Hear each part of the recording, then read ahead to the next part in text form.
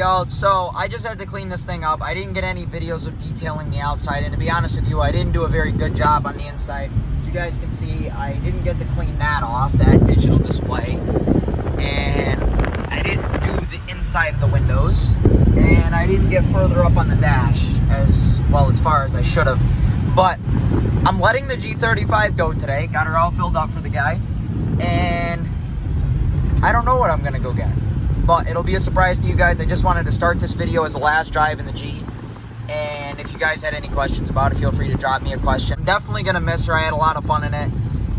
I mean, I've been through three sets of rear tires actually in the last 5,000 miles, so I have my fair share of fun in it. So I'm late to get into the guy's house. All right, I'll catch you guys in a couple. All right, so at the time that I just let the G35 go, I did not know what I was going to buy. And so I started doing some research about what handles the best sports car bargain, and I honestly think that I did pretty good. So right here, I have my 2001 C5 Corvette. Sadly, it's an automatic. I'll pop the hood for you guys. It's disgusting under there right now. So, yes, it's nasty under here right now. I know, very dusty. I live down a dirt road, hard to conceptualize. Cell S1 with a cold air, and I just got done throwing a Billy Blow PRT exhaust on it. Sounds pretty good, I think.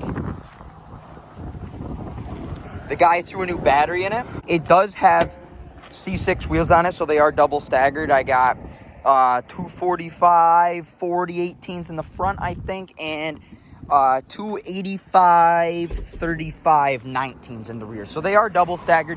Car handles pretty well with them. I apologize for the mess that's going on back here. One of the biggest things that I did not know when I bought this car was they didn't come with a spare tire. So if you guys ever go to look at one of these cars, don't expect a spare tire. They came with one flats from the factory, and under this little flap they did have a kit. Mine no longer has that kit. It's just got an air pump in there because I threw an air pump in there just in case one of my tires goes low or whatnot. I do still have yet to even out these tips. The hanger on this side is all weird because somebody cut the pipes. I bought the exhaust fuse, and I know you can't really tell, but the pipes do have a cut.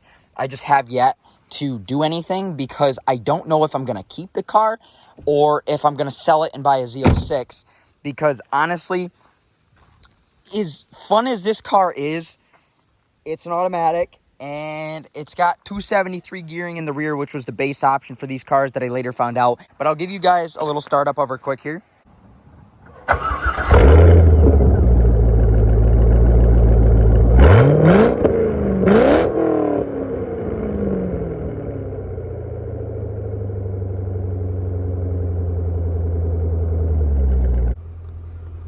So while I'm over here, I figured I would give you guys basic run through of her. So we're looking at 98,000 miles, and honestly, I can't really complain. I mean, there's a couple things, like I'm gonna replace the stereo anyways, but this knob can come off at any time that it pleases. I glued it back on, but that doesn't say anything. I do like the fact that this has the black interior in it. The car, it's got the heads-up display. You guys probably can't see it right there because it's bright and shiny, sunny outside, but yeah. Sounds okay from in the cabin. Sounds a lot quieter on camera than it is in person, especially when this thing wakes up around 4,000 RPM. So one thing I can duly note is the 0 to 60 on this car really isn't that bad. I'll stomp on it here.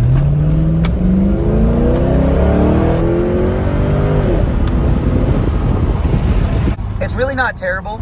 I do enjoy the car. I just wanted to give y'all a little update, and I know there's quite the fan base around these cars and quite the community backing them as one of the best sports cars ever made.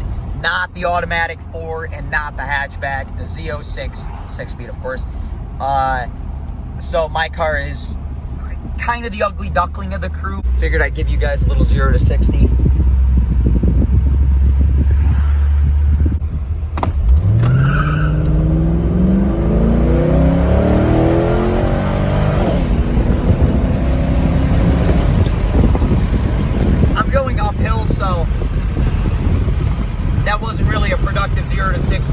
Traction system in this car on pavement isn't horrible, but I usually turn it off. I just don't have it off right now. But yeah, there's just a quick 0 to 60 for you guys. It's not fantastic, but I'd say it's a level of fun for most people, and you can do a fair amount with about 300 wheel horsepower. And yeah, I mean, the 55 drops pretty decent. Going uphill, it's definitely not fantastic.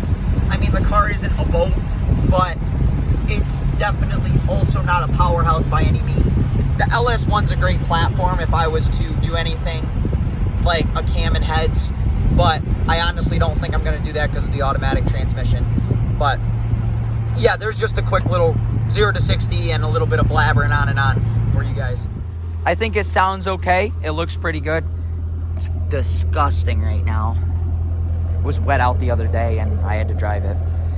And that mixed with rubber going around corners sideways, because of course it's rainy. It's a free drift day. It's a lot less expensive. These Federal 595s are almost gone though. But I guess that's what I get. I know you guys wanted G35 videos, but now you might get Corvette videos. And if I get a Z06, it's going to get built. Well, not built, but you know what I mean. I'd like to thank you guys for watching. I'll catch you guys in the next video. Let me know if you want to see anything. You want the tips and tricks videos, the little quirks that I found out about the cars, common issues. If you want any of that, just drop a comment below and let me know. Anyways, I'm going to have to enjoy the rest of my day off, and I'll catch you guys in the next one.